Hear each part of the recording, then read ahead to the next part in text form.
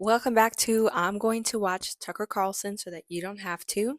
In this clip, he's talking to Alex Jones, and Alex Jones is interesting because, like, I feel like I know a lot about him, and then I know nothing at all. I just remember having that clip of him on Instagram. And it's like they're putting stuff in the water, and it's turning the freaking frogs gay. So that was my first introduction to Alex Jones. But I know that he is a radio personality or now has a podcast. He's just somebody who talks and has talked a lot and has guessed a lot of, not even guessed, like prophesied or somebody he's, I'm not even going to make it spiritual. The Ratchet Christians, I'm not going to make it spiritual. He's somebody that's paying attention to what the government's doing and calls it out, and they don't like it. And so right now, he's been being sued or has been sued for a whole bunch of stuff, mainly the Sandy Hook and the victims claiming that, allegedly that he impacted their life in some way. I know he's close to President Trump. I know he's interviewed Kanye. So he's not somebody who shies away from controversy. And, I love people like that. So I'm a fan of Alex Jones. Anything that I watch him in, he's somebody who's passionate about his opinions. And I be believing the things that he's saying. So I'm going to go ahead and play this video for us because I think it's super, super interesting. Check it out. That's correct. Great. Absolutely. Wow. Well, I'd like to talk to folks out there saying Trump is being a destabilizer. The globalist order was collapsing by their own corruption and mismanagement and their alliance with China being double-crossed.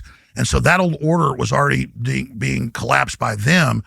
And Trump's coming in very pragmatically with a good, fair, freedom-based, meritocracy, competition-based system. But to people that want to talk about destabilization, starting the war with Russia, total destabilization, dissolving the borders and all the human smuggling and the fentanyl, Exactly. total destabilization, in engaging in all this overspending and the country basically being bankrupt if we don't grow our way out of it, total destabilization. And then wink, wink, the attempted assassinations of Trump. What do they think would have happened if Trump really would have gotten killed in Pennsylvania in July of last year or a few months later in Florida?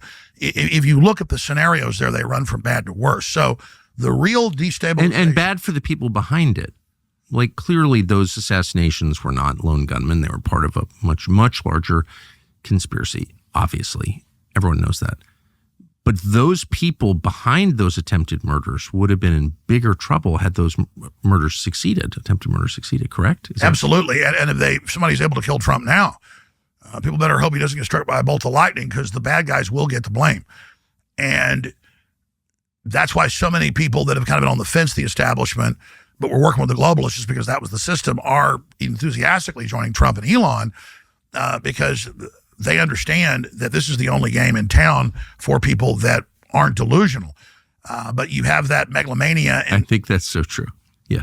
You have that megalomania historically when elites have never lost before and are losing, that they just continue to accelerate and intensify it. And I know you've covered this.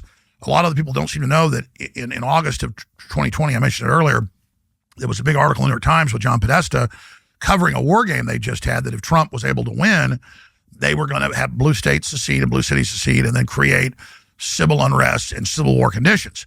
And then when they knew Trump was going to win because the poll numbers were so incredible a few months before the last election last year, Raskin, Carville, Podesta, all of them said civil war conditions. We're going to need to have uprisings. Carville said that. Trump's coming to kill you. We got to rise up, Carville said, and others. And they are clearly escalating with the Tesla attacks and the swatting attacks and the calls for violence. The 55% of liberal Democrats in a study want Trump killed. They are embracing real terrorism, real domestic terrorism, and that's building towards what I believe is in the cards, because you see the Democrat pundits and their operatives everywhere before the election and after it in the last 78 days or so, saying once he got in office, Trump and Tom Homan are going to kill migrants. And when they do, there's going to be an uprising. And, well, Trump's not going to go mow down people at an illegal alien demonstration. You also have them saying Trump supporters are going to attack black people. Well, where would black people be alone in big numbers? A church, a university. Trump supporters are going to kill black people. And we know a lot of the globalist groups have been funding white supremacist groups and domestic terror groups and basically run them historically. So the last piece with all the pre-programming I've seen is that to have these uprisings, they're going to need something much bigger than George Floyd, much bigger than Jesse Smollett.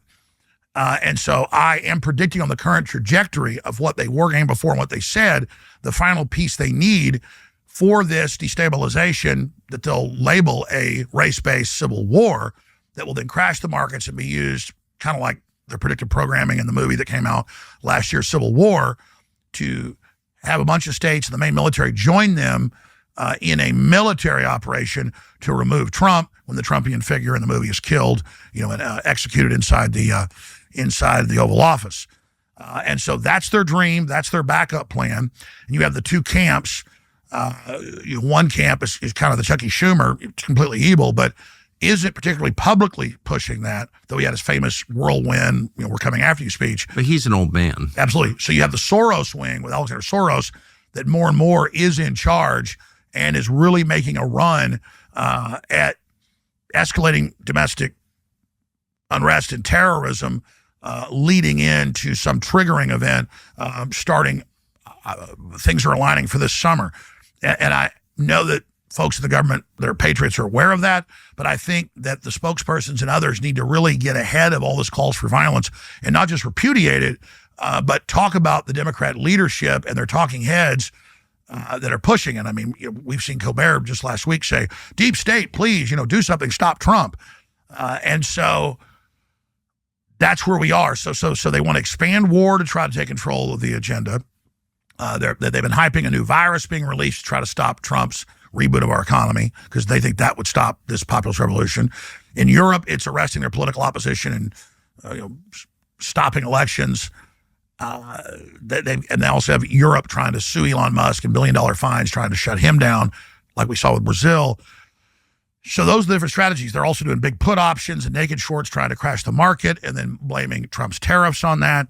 So it's economic terrorism, the buildup of domestic terrorism, the false flags that can be used, a nuclear false flag to get us into direct war with Russia, a new viral release. Those are the things they've got set up, ready to go, and that they've said before they would use to maintain control. Okay, so that was a lot, right? That was a lot. The full interview is so much more interesting. I'm going to link the full video in the description. A lot was said, and I believe most of it. I remember back in, I think that happened in 2000. Yeah, that happened in 2000. I was in second grade. Even back then, I just knew, like, there's a lot of stuff going on in the government. Even in second grade, I knew that something was up with 9/11. I never believed the official story that I was told, but I'm not going to get deep into that because I'm just starting my YouTube channel. I don't want to get in trouble. Um, but yeah, go ahead and watch the full interview. I highly recommend it. You're going to find it in the description. Make sure you like, comment, and subscribe because I'm going to keep watching Tucker Carlson so that you don't have to. But also you should because it's very important and I'm learning a lot. Bye, y'all.